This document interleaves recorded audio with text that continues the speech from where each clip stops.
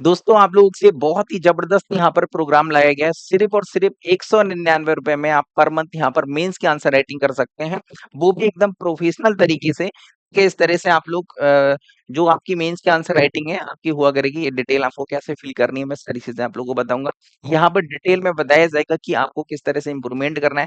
आपकी copy check होकर के प्रॉपर मिला करेगी। इस तरह से आपके क्वेश्चन होंगे 200 शब्दों में आपको लिखना होगा।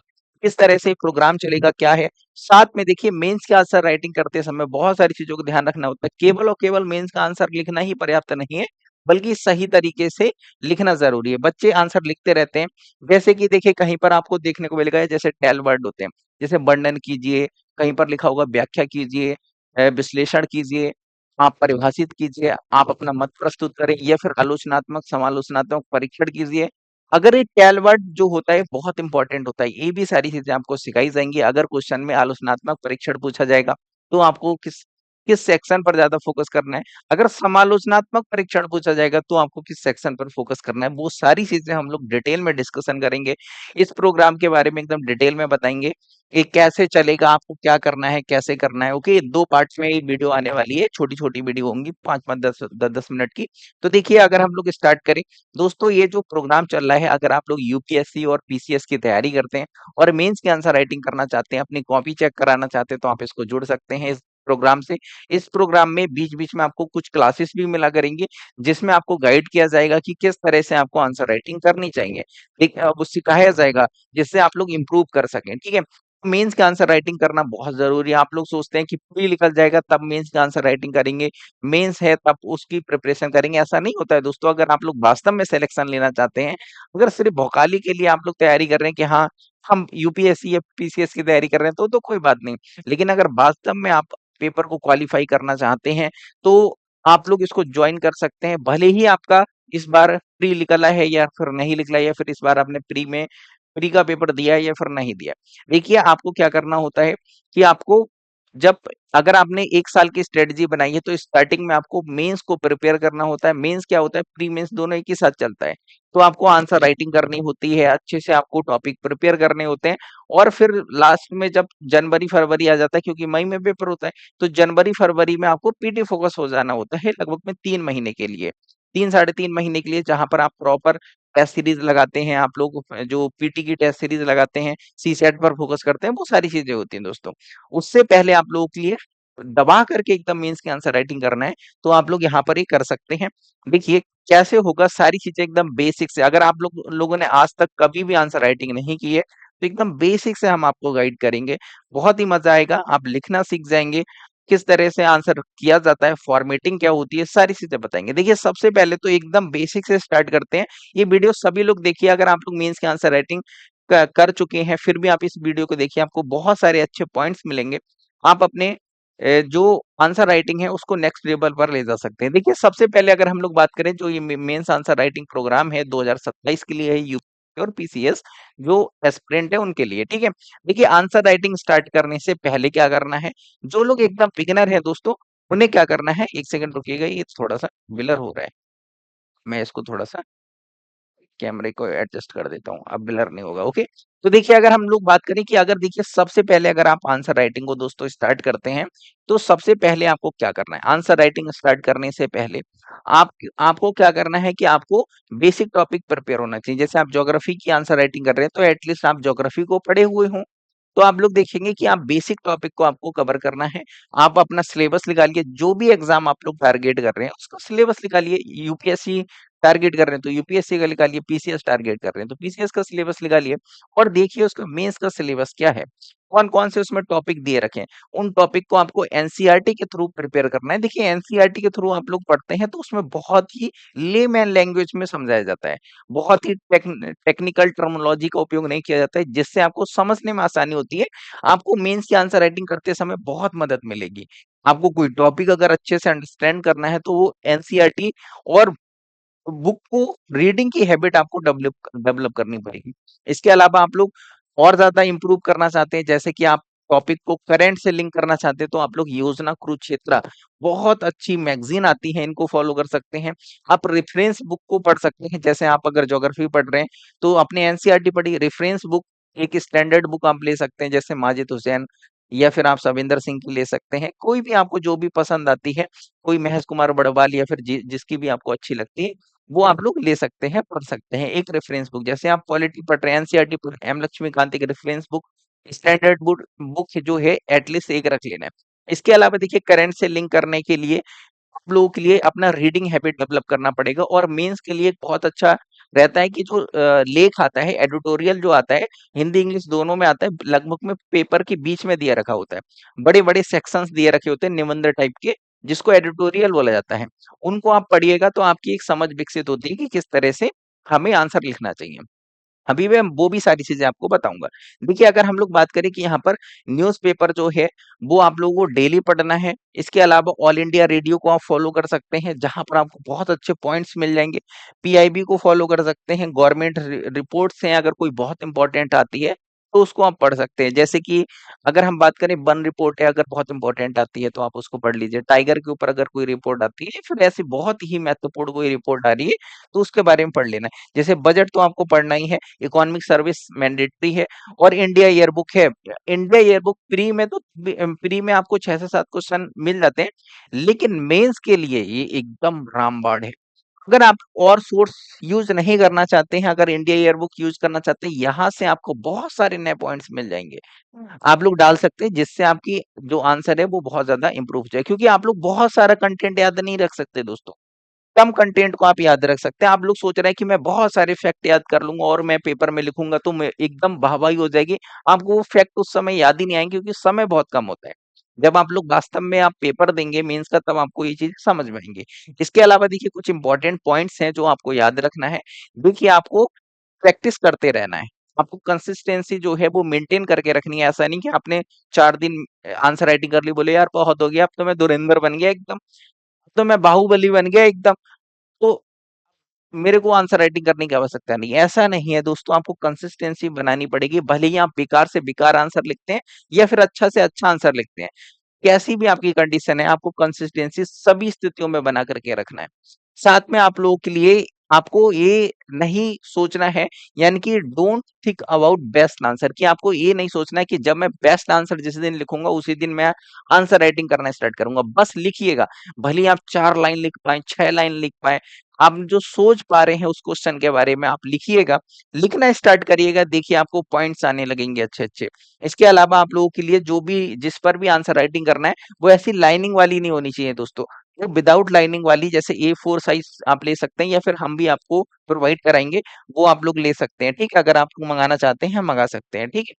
और या फिर आप लोग जीरोक्स की शॉप पर जाकर के वहां से जीरोक्स भी निकलवा सकते हैं। देखिए आंसर राइटिंग करते समय सबसे पहला चरण क्या होता है, कि आंसर राइटिंग अब हम करना चाहते हैं, तो कैसे हम करेंगे दोस्तों? तो आंसर राइटिंग करने के लिए सबसे पहला चरण जो होता है, फर्स्ट स्टेप होती है कि आपको बहुत ही केयरफुली आपको क्वेश्चन को पढ़ना होता है, कि क्वेश्चन को ध्यानपूर्वक पढ़ें, और आपको फिर फाइंड आउट करना होता है कि इस क्वेश्चन के अंदर डिमांड क्या की गई है। मतलब इस क्वेश्चन के अंदर मांग क्या की गई, हो सकता है 1 मांग हो सकती है, 2 मांग हो सकती है, वो आपको फाइंड करना है। तो आपको इसके लिए मेन कीवर्ड उस क्वेश्चन के अंदर जो है वो आपको पता होने चाहिए। साथ में जो टेल कीवर्ड है वो आपको बताता है कि आपके प्रश्न की दिशा क्या होगी। मतलब जो आप उत्तर लिखेंगे उस उत्तर की दिशा क्या होगी, वो टेल कीवर्ड बताता है। ये टेल कीवर्ड क्या होता है वो मैं आप लोगों को समझाता हूँ। देखिए आप लोग ये 2013 में क्वेश्चन पूछे गए हैं यूपीएससी में, वो मैं कुछ यहाँ पर लेकर के आया हूँ, आप खुद से भी देख सकते हैं। आप लोगों ने देखा होगा, देखिए जब भी आप कोई क्वेश्चन पढ़ेंगे उसमें कुछ मेन कीवर्ड्स होते हैं और कुछ टेल कीवर्ड्स होते हैं। जैसे अगर हम लोग ये क्वेश्चन देखें एग्जांपल के लिए, तो देखिए एक तो यहाँ पर एफआरबीएम एक्ट के बारे में दिया रखा है। तो आपको ये पता होना चाहिए कि एफआरबीएम एक्ट क्या है। अब आपको यही नहीं पता कि एफआरबीएम एक्ट क्या है, तो आप इसके बारे में लिखेंगे क्या? ये एफआरबीएम एक्ट के बारे में बोल रहा है, तो ये क्या हो गया? ये इसका मेन कीवर्ड हो गया। क्या हो गया? मेन कीवर्ड हो गया दोस्तों, ठीक है? ये मेन कीवर्ड हो गया। तो ये बोल रहा है कि देखिए राजकोषीय उत्तरदायित्व एवं बजट प्रबंधन अधिनियम 2003 को लागू करने के लिए क्या कारण थे? हमने इस अधिनियम को क्यों लागू किया? ये पूछ रहा है, एक तो कारण पूछ रहा है। पहला हमारा क्या हो गया? यहाँ तक ये क्वेश्चन हो गया कि हमको बताना है कि हाँ, आखिर हमने एफआरबीएम एक्ट को लागू क्यों किया है? ऐसे क्या कारण थे? एक तो आपको ये ये क्वेश्चन के अंदर बताना है। दूसरा क्या, इसकी प्रमुख विशेषताएँ, यानी कि इसकी प्रॉपर्टीज के बारे में, विशेषताओं के बारे में बताना है। ये क्या हो गई, ये क्वेश्चन की दूसरी डिमांड हो गई। तीसरी डिमांड क्या है, इसकी प्रभावशीलता पर आलोचनात्मक चर्चा कीजिए। देखिए ये किसके बारे में बात कर रहा है, ये आलोचनात्मक परीक्षण या फिर आलोचनात्मक चर्चा की बात कर रहे हैं। इसी तरह से आप देखिए यहाँ पर क्वेश्चन लिखा हुआ है चर्चा कीजिए, यहाँ पर आलोचनात्मक चर्चा कीजिए। आप और कहीं पर भी देखेंगे, जैसे यहाँ पर देखिए लिखा हुआ है आलोचनात्मक चर्चा कीजिए। अब देखिए ये जो होते हैं, जो पीछे जो शब्द जुड़े रहते हैं, इनको हम लोग क्या बोलते हैं, टेल कीवर्ड बोलते हैं। यही क्या होते हैं, इसको हम लोग, जैसे पूंछ होती है ना, टेल कीवर्ड, टेल का मतलब क्या होता है, पूछ, पूछ पीछे, पीछे जो जुड़ा हुआ है दोस्तों, ओके। तो हम देखेंगे इसे हम लोग बोलते हैं टेल कीवर्ड्स बोलते हैं। ये टेल कीवर्ड्स बहुत इंपॉर्टेंट होते हैं। यही जो उत्तर की दिशा होती है वो निर्धारित करते हैं। जैसे कि अगर यहाँ पर अगर आलोचनात्मक की जगह अगर समालोचनात्मक होता, क्वेश्चन की दिशा थोड़ी-सी अलग हो जाती। अगर आप लोग ये नहीं जानते होंगे कि आलोचनात्मक का मतलब क्या होता है, समालोचनात्मक का मतलब क्या होता है, अगर क्वेश्चन के अंदर व्याख्या कीजिए, परिभाषित कीजिए, आप अपना मत प्रस्तुत कीजिए। इस तरह के जो टेल कीवर्ड हैं अगर दिए जाते हैं, तो हमें क्या लिखना है, किस दिशा में आंसर लिखना है, वो अगर नहीं पता है, तो आप बेहतर आंसर नहीं लिख पाएँगे और ना ही बेहतर मार्क्स लेकर के आ पाएँगे। जैसे एग्ज़ाम्पल के लिए मैं छोटा-सा आपको यहाँ पर बताता हूँ, मैं सभी टेल कीवर्ड के बारे में आपको समय के साथ में पढ़ाऊँगा। ये आपको इसी ग्रुप में मिलेगा। जैसे अगर आलोचनात्मक परीक्षण अगर पूछा जाता है, आलोचनात्मक चर्चा करने के लिए बोला जाता है, तो उसके जो आलोचनाएँ की जा रही हैं, यानी कि जो नकारात्मक पक्ष है, उस पर ज़्यादा फ़ोकस करना है। उस पर 50 से 60% फ़ोकस करते हुए, 60% 70% फ़ोकस करते हुए, बताते हुए, आपको अपना मत प्रस्तुत करना होता है। लेकिन अगर यहाँ पर आलोचनात्मक की जगह समालोचनात्मक परीक्षण हो, कई सारे क्वेश्चन में आप लोग देखेंगे कि समालोचनात्मक परीक्षण आता है। तो वहाँ पर क्या है, बराबर-बराबर फ़ोकस करना होता है कि हमारा जो नकारात्मक पक्ष और सकारात्मक पक्ष, दोनों को बराबर महत्व देते हुए अपना निष्कर्ष देना होता है। और हमेशा हमें क्या क्या रहना है, सकारात्मक पक्ष की ओर हमें अपना झुकाव रखना है, नकारात्मक पक्ष की ओर झुकाव नहीं रखना है। ये सारी चीज़ें मैं आपको बताऊँगा।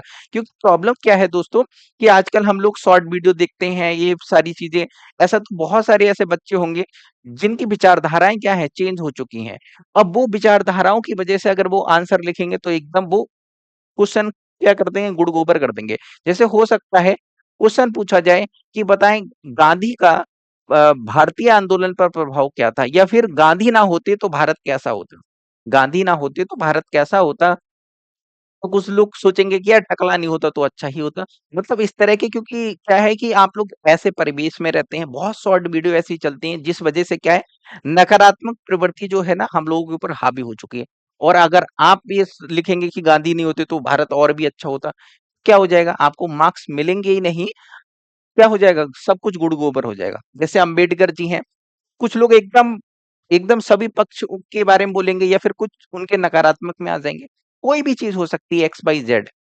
जैसे कि भारतीय सभ्यता के बारे में पूछा जाए, प्राचीन सभ्यता यानी कि प्राचीन भारत तकनीकी या प्रौद्योगिकी दृष्टि से किस प्रकार का था, चर्चा कीजिए। तो कुछ बोल सकता है नहीं एकदम पिछड़ा था, ऐसा था वैसा था। तो संतुलन नहीं है, तो ये बहुत प्रॉब्लम वाली चीज है।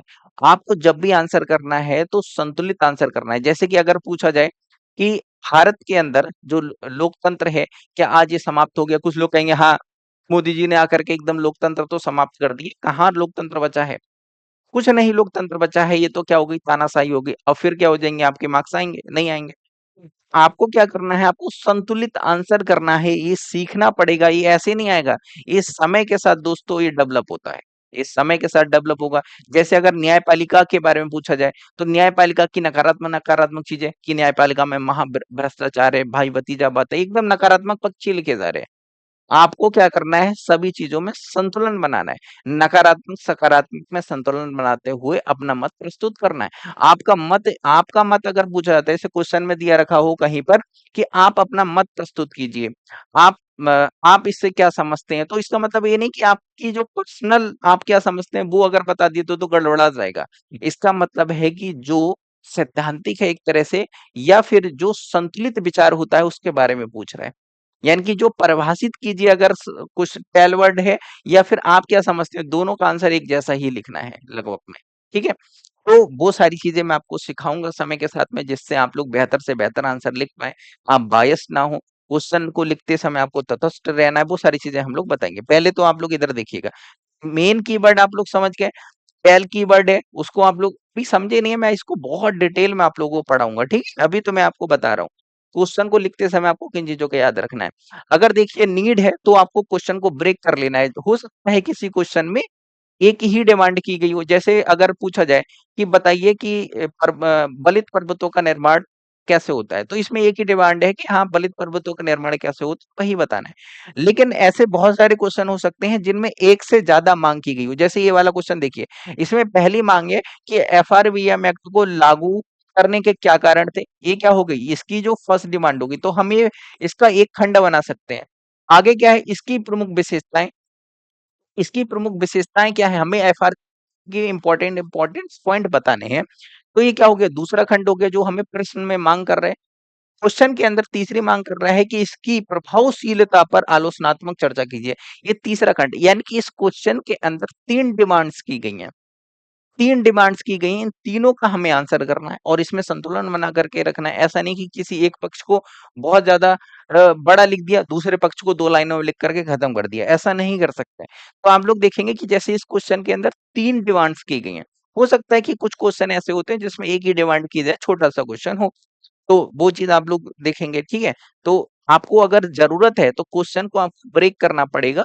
कई पार्ट्स में डिवाइड कर सकते हैं, एक पार्ट में दो, मतलब एक पार्ट में तो कोई समस्या वाली बात नहीं है। अगर दो डिमांड की गई तो हम दो पार्ट में ब्रेक कर लेंगे, तीन डिमांड की गई तीन पार्ट में, चार डिमांड की गई चार पार्ट में डिवाइड डिवाइड करके फिर उसका आंसर करेंगे, जैसे मैंने अभी आपको सिखाया, ठीक है।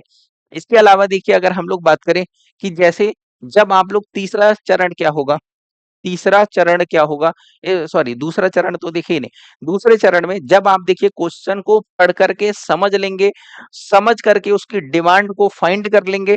जब डिमांड को फाइंड कर लेंगे उसके बाद आपको उस क्वेश्चन की फॉर्मेटिंग करना है, फ्रेमिंग करना है, ड्राफ्टिंग करना है कि मेरे को इस क्वेश्चन के अंदर क्या लिखना है। जैसे देखिए, अगर क्वेश्चन पूछा जाए कि आप प्राथमिक चट्टानों से क्या समझते हैं, तो आपको, या फिर आप सेल चक्र से क्या समझते हैं, या फिर सेल या चट्टान क्या है, तो आपसे ये क्वेश्चन पूछा जाता है। तो जैसे मैं अभी ज्योग्राफी पढ़ा रहा हूँ दोस्तों आप लोगों के लिए, तो आपको पहले क्या है, आपको बताना है कि सेल किसे कहते हैं, सेल के प्रकार क्या होते हैं, फिर आपने लास्ट में निष्कर्ष दे दिया, कंक्लूजन दे दिया।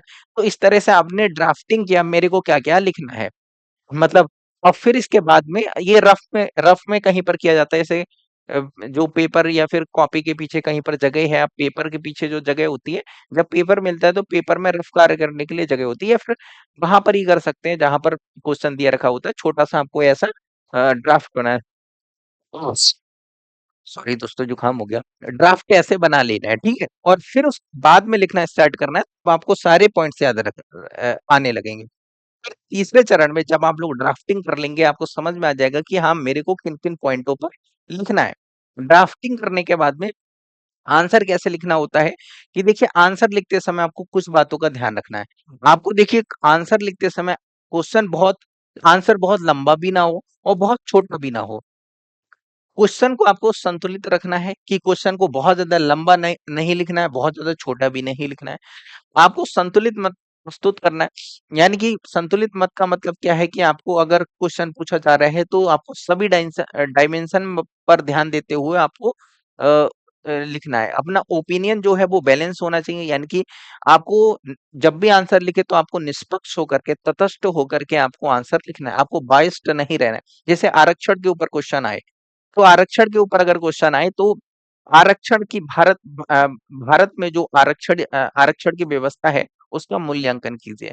अब वो हो सकता है कोई जनरल कैटेगरी का हो या फिर अनरिजर्व्ड कैटेगरी को, वो बोले बोले कि आरक्षण एकदम बेकार है, आरक्षण भारत में जो युवाओं को बर्बाद कर रहे हैं, और बहुत सारे नकारात्मक पक्ष लिखा जा रहा है, उसको कोई सकारात्मक पक्ष ही नहीं लिख रहा है। और या फिर जिसको आरक्षण मिला हुआ है, जैसे एससी, एसटी, ओबीसी, ईडब्ल्यूएस वर्ग से कोई बिलोंग करता है, वो कह रहा है ना एकदम आरक्षण बहुत अच्छा है, इसमें किसी प्रकार की कोई कोई सुधार की आवश्यकता नहीं है। देख, कोई भी चीज होती है वो एब्सोल्यूट ठीक नहीं होती है, उसमें हमेशा समय के साथ परिवर्तन, समय के साथ संशोधन करने की आवश्यकता होती है। तो अच्छे पॉइंट्स अगर आप उसमें सुझाव दे सकते हैं तो आप दीजिए उसमें। तो यानी कि एकदम उसको रिमूव हटाने की बात नहीं करनी है। तो आपको क्या रहना है, यानी कि तटस्थ रहना है। आप चाहे किसी भी कैटेगरी से बिलोंग करते हो, ये चीजें नहीं आती हैं। क्यों नहीं आती? क्योंकि हम लोग आजकल शॉर्ट वीडियो देख देख करके, इधर उधर के परिवेश में रह करके, ऐसा सुन सुन करके ऐसा हो गया कि सोशल मीडिया का प्रभाव इम्पैक्ट बहुत ज्यादा है। और हम क्या कहते हैं, हम एक जैसे लोगों के बीच में ज्यादा रहना पसंद करते हैं, जो हमारी आइडियोलॉजी को फॉलो करते हैं, या फिर हमारी हमारी विचारधारा से मिलते जुलते लोग हैं, तो हम एक जैसी बातें हमेशा करते हैं, जिस वजह से हम लोग क्या कर बायस्ड हो जाते हैं कई मामलों में। वो नहीं होना है, और ये बहुत बड़ी प्रॉब्लम है हिंदी मीडियम वालों की। प्रश्न प्रश्न की मांग के अनुरूप ही आंसर करना, ये नहीं कि देखो, जैसे कि आप लोग हाई स्कूल इंटर में या फिर ग्रेजुएशन में याद नहीं आ रहा तो कुछ भी लिखा रहे हैं, गाना लिखा रहे हैं, ऐसा नहीं होता भाई। यहाँ पर तीन तीन लोग कॉपियां चेक करते हैं, फिर औसत निकाल के आपका आंसर दिया जाता है। ऐसा कुछ नहीं है कि आप कुछ भी लिखाएंगे आपको मार्क्स मिलेगा, नहीं। आप जब आंसर लिखे, जरूरी नहीं आप सभी पूरा लाइन टू लाइन आप लिखे जा रहे हैं, तो ऐसा समय बहुत लग जाता है। तो इसको बचाने के लिए आप अपने जो आंसर है उसमें डाइवर्सिटी लाइए। उस आंसर को लिखने के लिए आप paragraph, points, mapping, synopsis, diagrams, flow chart का यूज कर सकते हैं। अपने आंसर को और बेहतर बना सकते हैं। कम जगह में आप ज्यादा चीजों को एक्सप्लेन कर सकते हैं।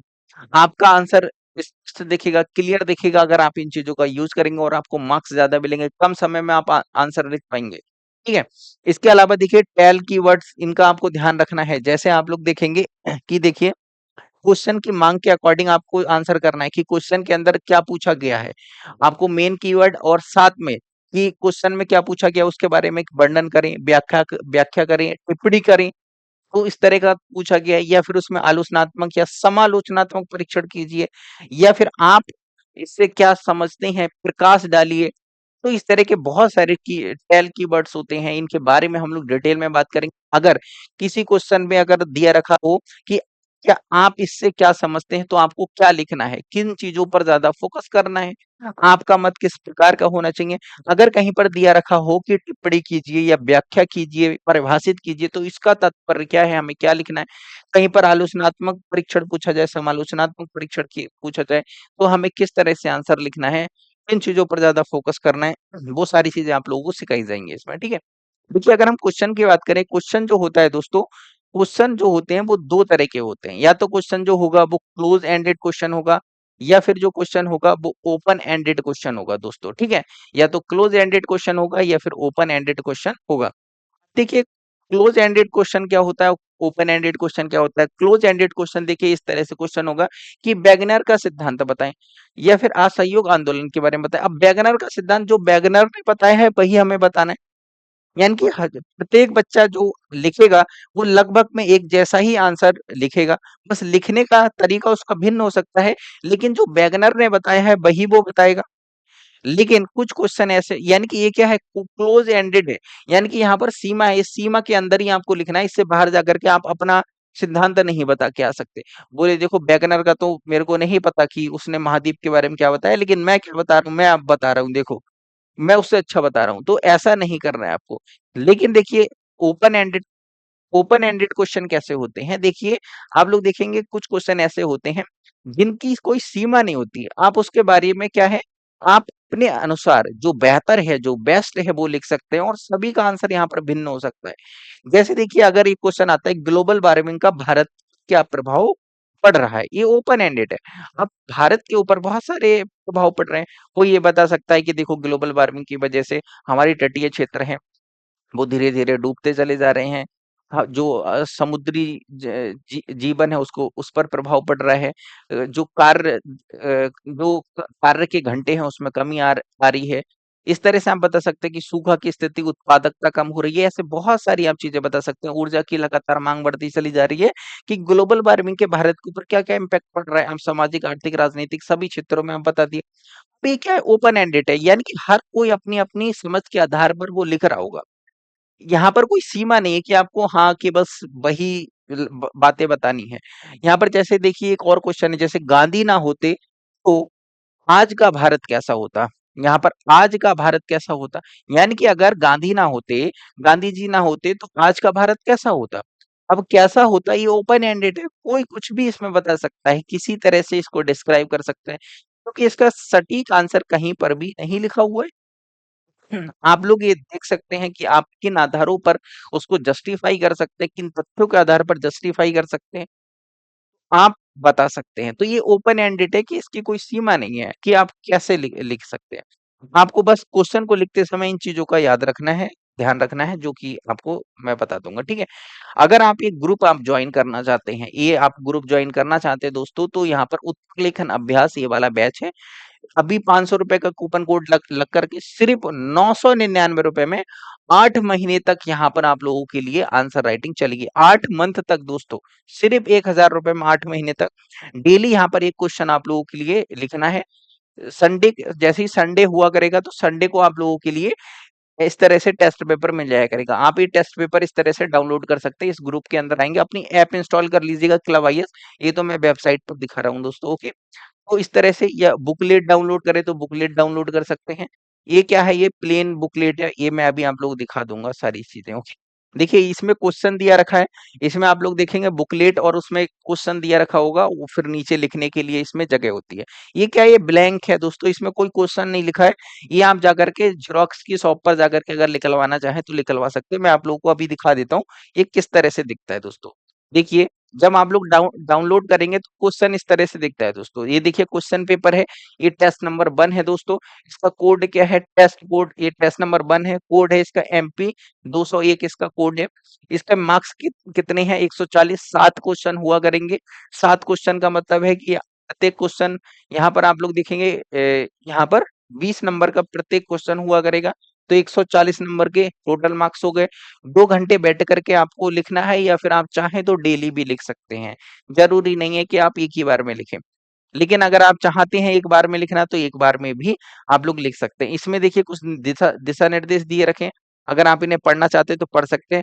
इस तरह से आपको क्वेश्चन पेपर में आपको क्या मिल जाएगा, क्वेश्चन मिल जाएंगे। 7 क्वेश्चन लिखे हुए हैं, डेली एक क्वेश्चन आप लिख सकते हैं, या फिर संडे को बैठ करके प्रॉपर 2 घंटे का टाइमर लगा करके आप लिख सकते हैं। यहाँ पर लिखा होगा 200 शब्द सीमा, तो शब्द सीमा 150, 200, 250 की कितनी लिखी है उसी के अनुसार लिखना है। यहाँ पर जो भी क्वेश्चन मिलेंगे अभी आपको 200 शब्दों वाले मिलेंगे, ओके। तो ये चीज आप लोग इसको ध्यान में रखते हुए लिखना प्रारंभ करिए। ये पीसीएस और आईएएस दोनों के लिए इंपॉर्टेंट है। ये देखिए बुकलेट है दोस्तों, ठीक है। ये क्या चीज है, ये दूसरी वाली पीडीएफ यहाँ से स्टार्ट होती है। ये क्वेश्चन पेपर अभी मैं आपको दिखा दिया। अभी दूसरी ये बुकलेट वाली है, ये भी टेस्ट नंबर 1 का ही है। इसमें क्या, वही क्वेश्चन जो ऊपर लिखे हुए हैं वो इसमें लिख लिख दिए गए हैं।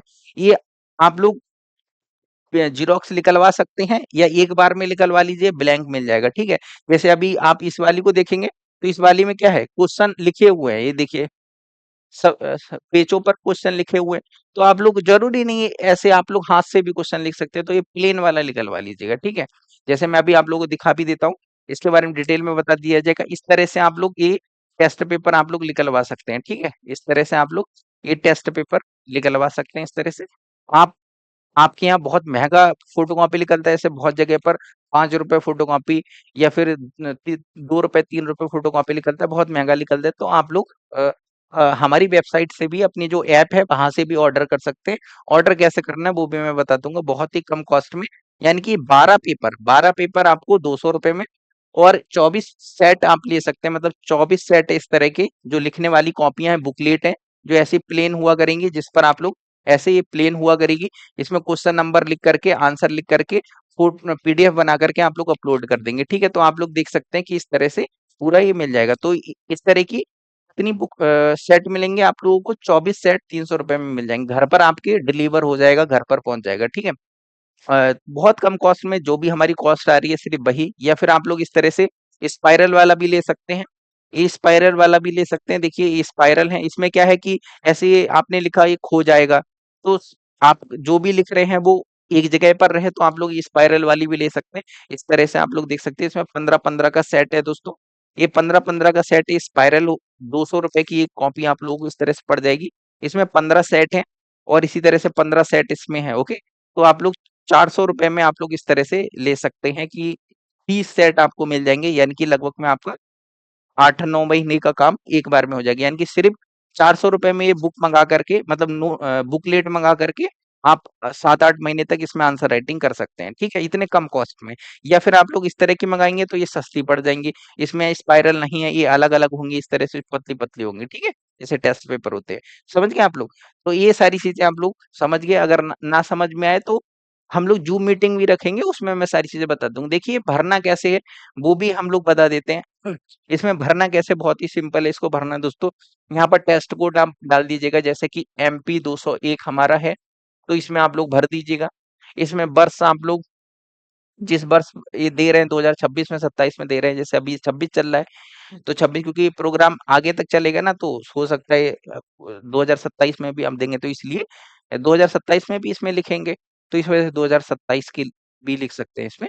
तो आप लोग देखेंगे इसी तरह से यहाँ पर स्टूडेंट नाम, जो भी आपका नाम है वो लिखना है। रोल नंबर है वो अभी आपको स्किप कर देना है, बाद में रोल नंबर आप लोगों को प्रोवाइड करा दिया जाएंगे, तो भर सकते हैं, ठीक है।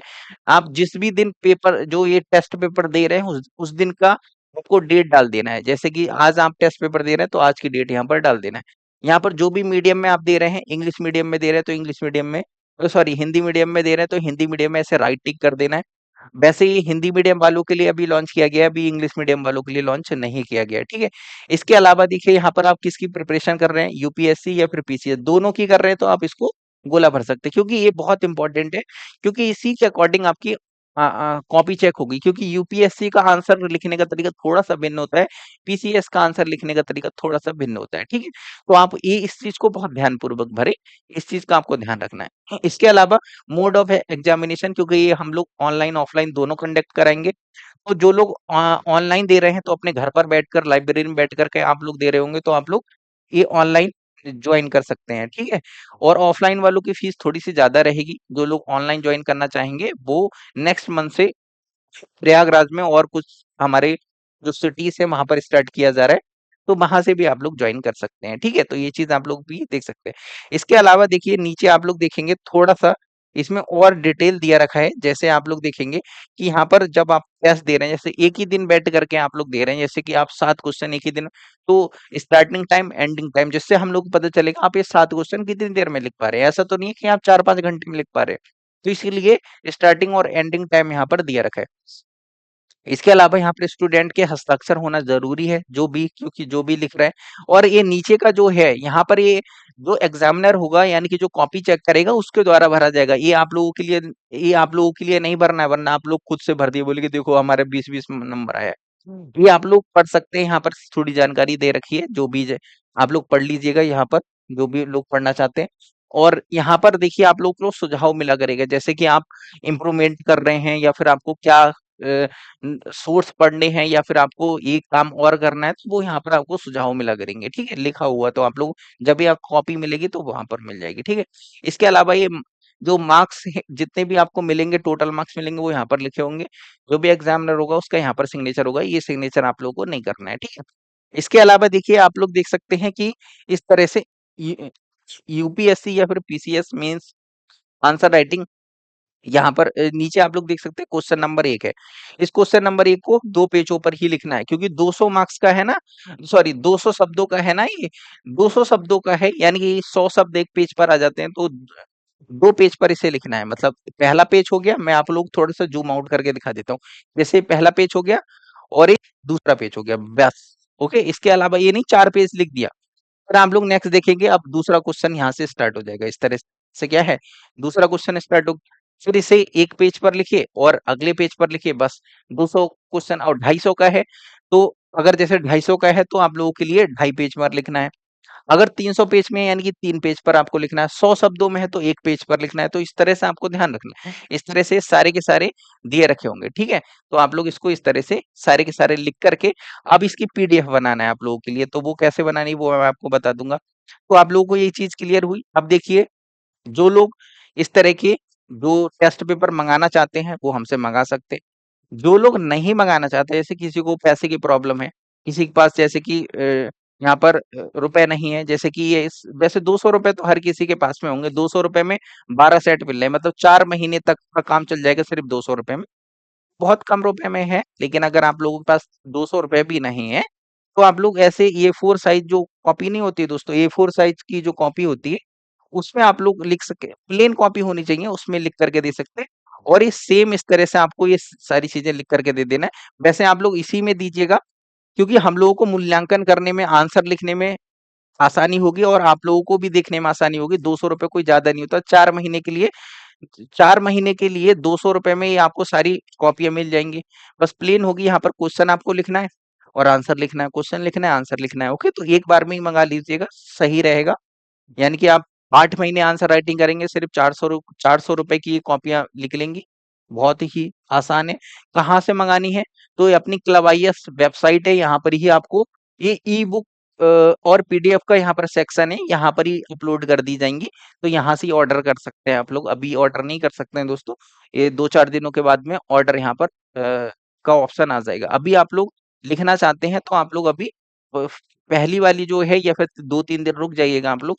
तो फिर आप लोग अभी इस हफ्ते में जो आंसर लिख करके देना चाहते हैं वो आप लोग प्लेन कॉपी पर दे सकते हैं। अगली बार से आप लोग इस पर ही लिख करके दीजिएगा, ठीक है? या फिर आप लोग भी ज़ेरॉक्स निकलवा सकते हैं। अगर आप लोग चाहते हैं कि हमारी सिटी में सस्ता निकलता है, तो देखिए तीसरी वाली पीडीएफ डाउनलोड कर लीजिएगा। ये प्लेन वाली है, ये booklet for mains answer writing and PCS, ये वाली तीसरी वाली ही डाउनलोड कीजिएगा। ये वाली मत कीजिएगा क्योंकि इसमें क्वेश्चन लिखे हुए हैं दोस्तों। ये वाली मत निकलवाइएगा, ये वाली निकलवानी है। इसके आप लोग 15 सेट निकलवा लीजिएगा, 15 या 20 सेट जो भी आप लोग निकलवाना चाहते हैं, वो निकलवा लीजिएगा। ठीक है? ये वाली तीसरी वाली निकलवा लीजिएगा। अपने उत्तर लेखन अभ्यास वाले में आप लोगों को मिल जाएगी। ये तीसरा वाला इसका नाम है booklet for mains answer writing for UPSC and PCS 2027 लिखा हुआ है। इसको आप लोग निकलवा लेंगे, कोई भी समस्या आप लोगों को नहीं होगी, ठीक है? तो ये इस तरह से निकल जाएंगे। बस आपको अपने हाथ से इसमें क्वेश्चन क्वेश्चन नंबर लिखना है, क्वेश्चन लिखना है, फिर आंसर लिखना है, और फिर इसको पीडीएफ फोटो, इसका मोबाइल से फोटो खींच करके पीडीएफ बना लेना है और अपलोड कर देना है। अपलोड यहाँ पर ही हो जाएगा, ठीक है? यहाँ पर ही अभी ऑप्शन हम लोग डलवा देंगे। वैसे देखिए ग्रुप में आप लोग शेयर करेंगे, फिर वहां पर खोजने में बड़ी दिक्कत आएगी, इसलिए हमने इसी में वो ऑप्शन ऐड करा रहे हैं। वो 2 से 3 दिनों में ऑप्शन ऐड हो जाएगा।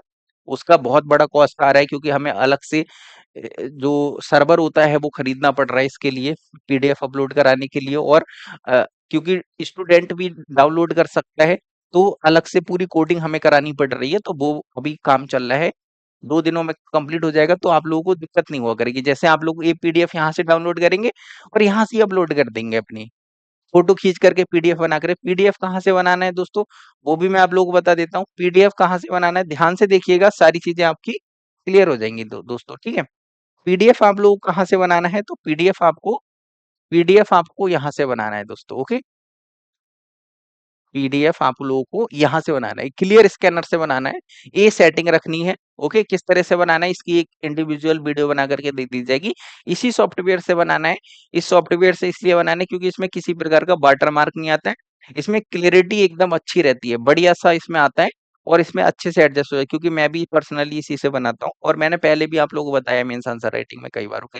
जैसे आप लोग, जैसे कि एक डॉक्यूमेंट डॉक्स करके आता है, बहुत सारे एडोबी का भी आता है, उसमें वाटर मार्क आ जाता है और बहुत सारी जगह नीचे घिर जाती है, तो वो अनप्रोफेशनल लगता है और फिर दिक्कत भी आती है उसमें नीचे लिखने उखने में। तो इस वजह से इसमें एकदम क्लियर रहता है, क्योंकि मैं जो आपको पढ़ाता हूँ मैं भी इसी से बना करके पढ़ाता हूँ। इस तरह से आपकी कॉपियां आपको लिख करके पीडीएफ बना करके सेंड कर रही हैं। इस तरह से पूरा आपको मूल्यांकन करके कॉपी चेक करके दिया जाएगा, ठीक है? 7 दिनों के अंदर ये कॉपी आप लोगों को मिल जाया करेगी, ठीक है? तो ये सारी जानकारी है, आप लोग देख लीजिएगा। ये आपको ग्रुप कहाँ मिलेगा? तो ये ग्रुप है, इस सिर्फ और सिर्फ 999 रुपए में, या फिर मंथली में आप लोग लेना चाहते हैं तो 199 रुपए पर मंथ में इंस्टॉलमेंट, जैसे यहाँ पर आ रहा होगा विथ इंस्टॉलमेंट का, इस पे क्लिक करके आप लोग ज्वाइन कर सकते हैं, ठीक है? जिनके पास पैसे की प्रॉब्लम। इसके अलावा फिफ्थ फाउंडेशन बैच हमारा चल रहा है। जैसे अभी ज्योग्राफी के आपको क्वेश्चन मिलेंगे, इसमें आपको, अब ये भी बच्चे पूछ रहे होंगे कि सर इसमें किसके क्वेश्चन मिला करेंगे? तो दोस्तों जैसे अभी ज्योग्राफी चल रहा है तो ज्योग्राफी ही चलेगा। फिर इसमें जैसे पॉलिटी चलेगा तो 1 महीने फिर पॉलिटी चलेगा। फिर 1 महीने हम लोग इस तरह से कवर करेंगे। तो 8 महीने हैं, तो 8 महीने में आपके सारे के सारे सब्जेक्ट कवर हो जाएंगे, ठीक है? तो जैसे ये फिफ्थ फाउंडेशन बैच आप लोग ज्वाइन कर सकते हैं सिर्फ 1499 रुपए में, जहां पर अभी मैं ज्योग्राफी पढ़ा रहा हूँ जीरो टू हीरो तरीके से। प्री और मेंस दोनों के लिए पढ़ाई जा रही है, आप लोग चाहे तो इसको ज्वाइन कर सकते हैं। हमारा सी सेट बैच भी स्टार्ट हो रहा है दोस्तों। आपको अमित सर पढ़ाएंगे एकदम सुपर डुपर तरीके से। ये 1499 रुपए में मिल जाएगा, 500 रुपए का कूपन कोड इस पर भी है। ये उत्तर लेखन अभ्यास वाला बैच चल रहा है दोस्तों, ठीक है? तो बहुत सारे प्रोग्राम हम आप लोगों के लिए दोस्तों लेकर के आ रहे हैं। जो लोग ज्वाइन करना चाहते हैं ज्वाइन कर सकते हैं, लाभ उठा सकते हैं इसका, ठीक है? चलिए आज का लेक्चर यहाँ पर फिनिश करते हैं। आपको किसी प्रकार का कोई भी डाउट है तो आप लोग पूछ लीजिएगा। वैसे मैं एक इस वीडियो को 2 पार्ट में के अपलोड कर दूंगा, जिससे आपको कंफ्यूजन ना हो, वरना एक ही में इतनी लंबी वीडियो है, आप लोग देखते देखते थक जाएंगे। तो इसलिए मैं इसको 2 पार्ट में डिवाइड करके अपलोड कर दूंगा, ठीक है दोस्तों? तो चलिए हम इस वीडियो को यहाँ पर ही फिनिश करते हैं।